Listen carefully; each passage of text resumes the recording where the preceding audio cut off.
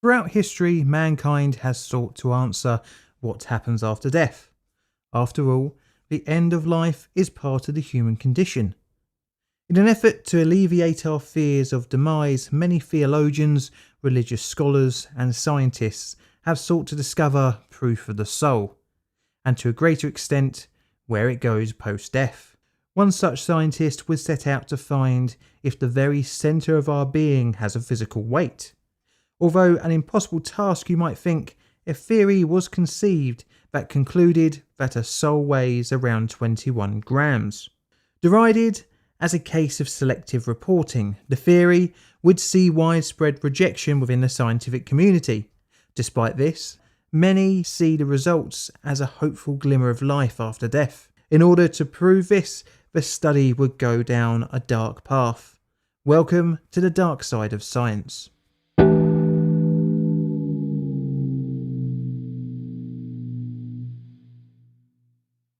It is 1907, and a new theory of proof of the soul is leaked in the New York Times. The headline exclaims, "The soul has a weight." Physician from Haverhill, Massachusetts, Duncan McDougall thinks. But our story starts all the way back in Glasgow in 1866, with the birth of Duncan McDougall. He emigrated to Haverhill, Massachusetts in the United States at around the age of 20.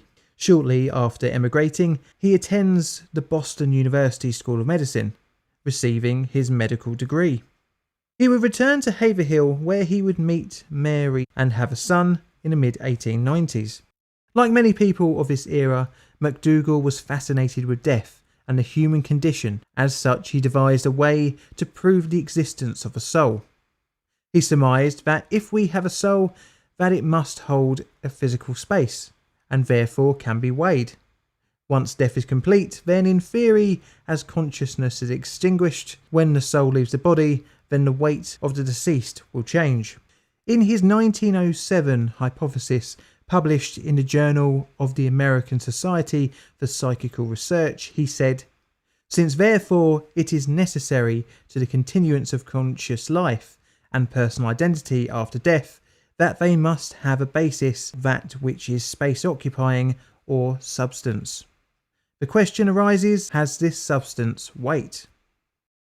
To prove the theory, McDougall needed access to people near the point of death. But not only that, but also incapable of being able to move, as this would make conducting the weighing easier and more accurate. As said by McDougall himself, "It seemed to me the best to select a patient dying with a disease that produces great exhaustion, the death occurring with little or no muscular movement, because in such a case the beam could be kept more perfectly at balance and any loss occurring readily noted. Needless to say, this task is easier said than done, as very few people in their last moments of life would be willing to take part in the study. But a disease that killed roughly 25% of the adult population would create a ready supply of bedridden subjects, and this was named consumption, or better known today as TB. The disease takes a relatively easily predictable progression, allowing sufferers time to make arrangements for their affairs post-death. This prediction of the time of death was assisted with the discovery of the X-ray in 1895 by Wilhelm Röntgen. As the disease was spreadable by kissing, coughing, breathing or sneezing, many sufferers were sent to homes for treatment and to stop the spread. One of these was Dr. Cullis's consumptive's home. Between the 1860s and 1890s, the institution, based in Roxbury, Massachusetts, had taken care of over 2,000 critically ill patients. Dr. Cullis believed in cure by faith, in which prayer would help heal the sick. Although not the most scientific method, the home offered comfort and care for its patients. McDougall had been refused by many homes for his morbid study into the point of death, but Cullis's home offered an opportunity for McDougall. The faith-based institution, who agreed to allow the scientific experiment, thought that proving that the soul was real could have both spiritual and medical importance. In total, 6 dying people would volunteer for the experiments. The process set out for the experiment involved taking the patient as their last moments approached and placing them into a cot suspended from a Fairbanks scale sensitive to 0.2 of an ounce. Due to the progression of the disease, the patients were so ill they did not move, allowing the measurements to be accurate. McDougall and 2 physicians carefully observed the patient, noting the weight on the scale. As the moment arrived, they recorded the exact time of death and looked for any change of weight at that moment. The experiments would start on the 10th of April 1901, when the first volunteer was wheeled into a room which housed the cot and scales.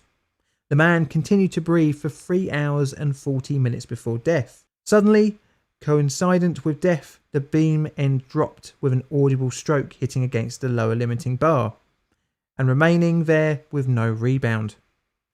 The loss was ascertained to be 3/4 of an ounce, or roughly 21 grams. The second subject, a man also suffering from TB, was observed for 4 hours and 15 minutes before his death, at which time the weight dropped 1/2 an ounce. 4 more patients will be observed by McDougall. Patients 3 and 5 were observed losing a small amount of weight, but 4 was discounted due to scale failure and 6 was disallowed due to the patient dying whilst entering the cot. In McDougall's thinking, animals didn't have souls, so as a control of sorts, he conducted the study on 15 dogs. He would later state, surrounded by every precaution to obtain accuracy, and the results were uniformly negative, no loss of weight at death. Although not explicitly stated, it is likely that the dogs were poisoned in order to measure the moment of death. The tests on the dogs were vitiated by the use of 2 drugs, administered to secure the necessary quiet and freedom from struggle, so necessary to keep the beam at balance. 6 years later, in 1907, before his results were published in the Journal of American Society for Psychical Research, the New York Times released the story. The study, upon publication, received strong criticisms. One of the loudest was from physician August P. Clark. Clark explained that the difference in weight loss between humans and dogs was primarily due to one thing: sweat. You see, as the body dies, the cooling effect of breathing no longer takes place, leading to a momentary increase in body temperature, causing a quick burst of sweat, which would evaporate, and this could easily account for the missing 21 grams. The big difference with dogs is that they don't have sweat glands, so wouldn't lose the weight in this manner. The criticism from the wider scientific community wouldn't stop there, as it was pointed out that only 1 case out of the 4 recordings of weight resulted in 21 grams, which would suggest a case of selective reporting. From a modern perspective, the methods used in 1901 to ascertain the exact moment of death are not as accurate as you would have liked. Worryingly for the results, this is even semi-admitted by McDougall himself for the second patient. The last 15 minutes he had ceased to breathe, but his facial muscles still moved convulsively, and then, coinciding with the last movement of facial muscles, the beam dropped. Another criticism is the sample size, which by most scientific standards is way too small to yield any discernible result, of a total of 6, with only 4 results being allowed. Many other variables were not controlled, for example temperature of the room, cause of death, and even its being limited to just one institution. The imprecise nature of the study meant the results were far from reliable, but the reason that the experiment is known today, and not just a bizarre footnote of strange history of science, is its cultural impact. Needless to say, fundamentalist religious groups of the day embraced the findings, and even though Dr. Duncan McDougall would pass away in 1920, the weight of 21 grams permeated itself into modern day culture. More modern attempts of a recreation of the study by Lewis E. Hollander Jr. on various animals actually yielded an unaccounted for weight gain. So I'm going to rate the 21 grams experiment a 5 on my ethics scale, and that's mainly for the needless slaughter of the dogs. How would you rate this experiment? Let me know in the comments below.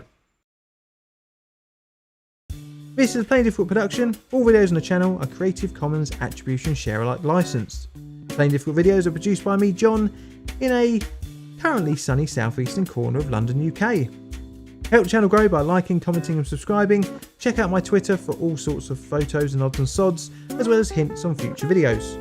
I've got Patreon and YouTube membership as well, so check them out if you fancy supporting the channel financially. And all that's left to say is thank you for watching.